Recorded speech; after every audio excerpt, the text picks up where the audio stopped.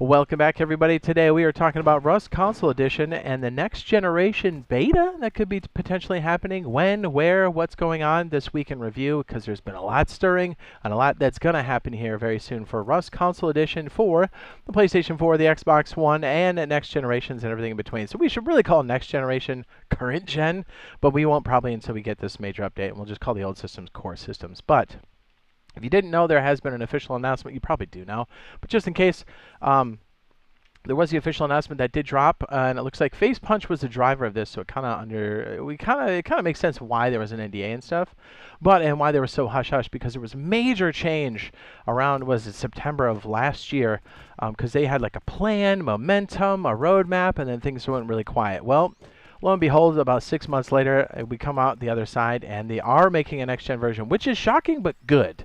A lot of the old content, things like helicopters and cars, are most likely going to be shifted over to that. So you're probably asking yourself, hey, Jade, I'm on the old systems, the core systems. Am I just going to like lose access to the game? No.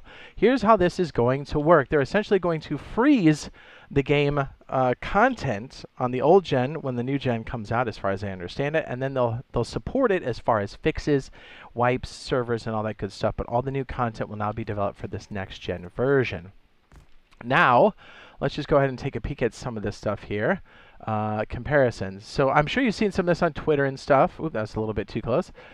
Showing some of the comparisons coming through. But more importantly, we're going to get a lot of the stuff we've been waiting for a long time. I firmly believe that like cars, minis, and stuff were slated for the old gen stuff, but because they had to squeeze so much out of the game to get them to be performant enough for those older systems, because remember, they're essentially designing for the lowest common denominator. That's why things started to look less detailed as things went on. Things look murky to begin with because we just can't have that level of HDRP. But more importantly, if you remember looking at like the older version of Rust when it first came out and the version now, you're like, wow, that looks like potatoes sometimes. Well, that's because they had to squeeze out more performance.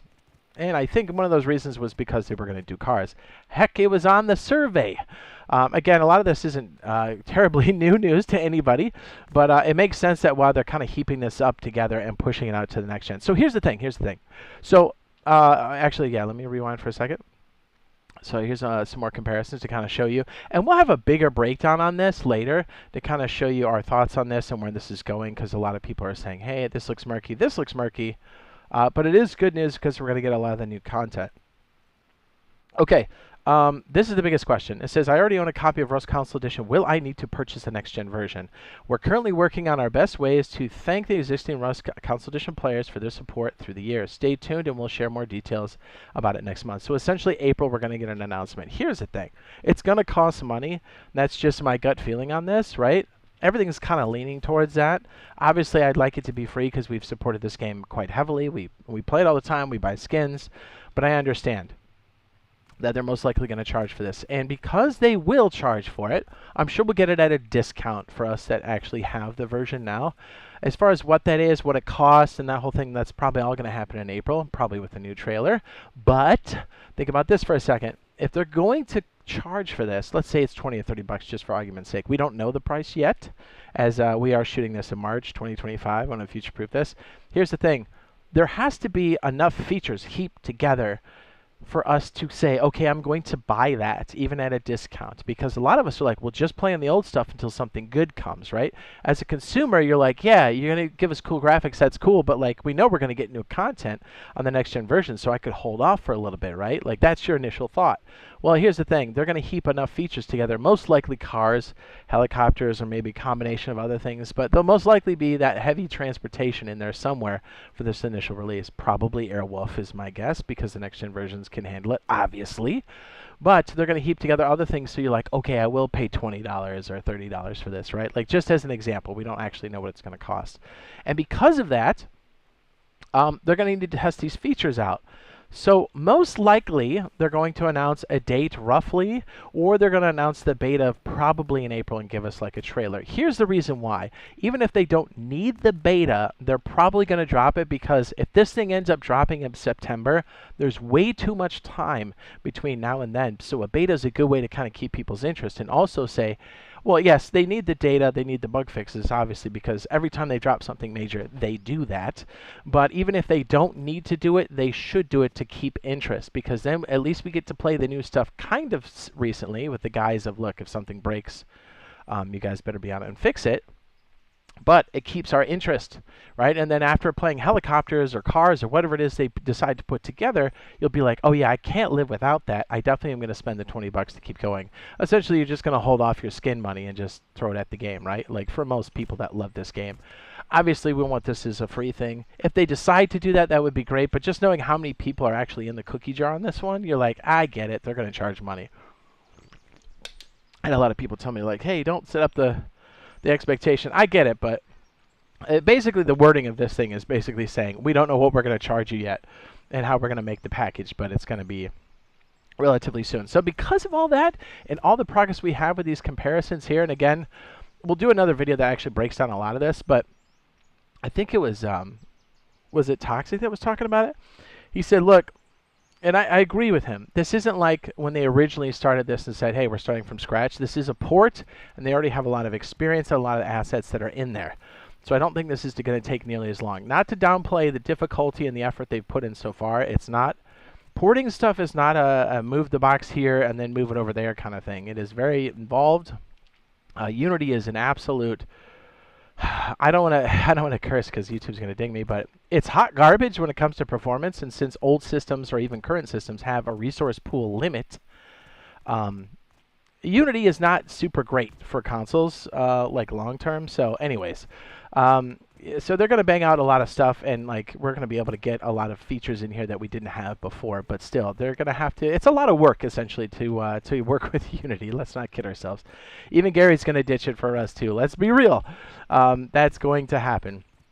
But here's the thing. If we don't see a lot of the features now that we like, even in the beta, just know they're still on a monthly development cycle that's still real.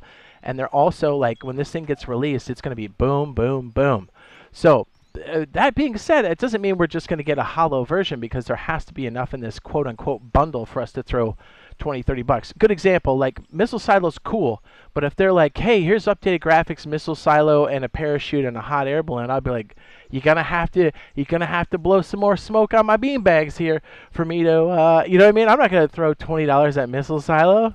What are you, crazy? You know what I mean? Like, it has to be some big ticket items. So most likely it's going to be these things. And I think we're going to hear a little something here in April. Now, that's my educated guess, logically breaking it down, looking at this pricing structure, and then essentially saying they're charging, but they don't know what it's going to be yet or what the bundle's going to be. So logically speaking, business-wise, if you lay it out, it makes sense. We'll probably see something, an announcement in April. We'll probably, heck, if they start the beta in April, that would be just that so much better, but we don't know. They'll probably make an announcement in April. They'll probably drip feed us some more stuff. And May might be when the beta starts, because that is the anniversary. That does make sense. And also, if they run the beta for a period of time, month or 2 months, that would be hot, and it would be a good way for us to keep the interest in the game. They just have to have a version that's good enough for us to play while they're working on it, and they have to really hammer it. No holds bars, and like really get it. So we'll really kind of see how much work they have done on it, and essentially they've had 6 months, because we do know they started around August or September, because Facepunch essentially said, hey, what are we going to do with these old systems? We still have to support this game, but also we'd like to move forward because we understand it's kind of weighing down a lot of the ability for us to do other things. So it makes sense that they made the call, and I really think it was Facepunch that made the call. Heck, it's their IP, right? Double 11's the port studio that does it, and the publisher. So, you know, that relationship. So with that, we should be hearing something relatively soon, as we are creeping towards the end of March, right? Yeah, this is the end of March? Kind of. Yeah, so hopefully we hear something on the front end of April. We do still have, like, the Donut Island and other bug fixes happening continuously over on the core systems. But, yeah, really excited to kind of see what else they're going to be dropping on us here, because... like, we've seen these different screenshots, and that's cool, but like, we need some bigger announcements. We need to kind of know what's happening. Please give us that official roadmap so we can kind of see what's going on. Heck, just give us the beta so we can get our dirty little mittens on it and start just ripping this thing apart and make this thing the best thing it can possibly be if we do have to pay money for it. So very excited for this. Hopefully you guys are too, and we're going to be doing a lot of live streams, building and stuff between PC and over on Rust Console Edition, kind of showing the different comparisons and stuff, so stay tuned for that. And we do have a custom server. Be sure to check that out. Let me put that here. Beep boop, beep boop. There's the server ID. VIP is Q-skip only. If you like to do that, it's done through my channel.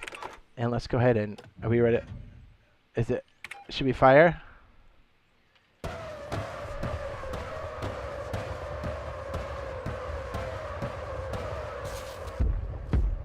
All this and more is waiting for us soon.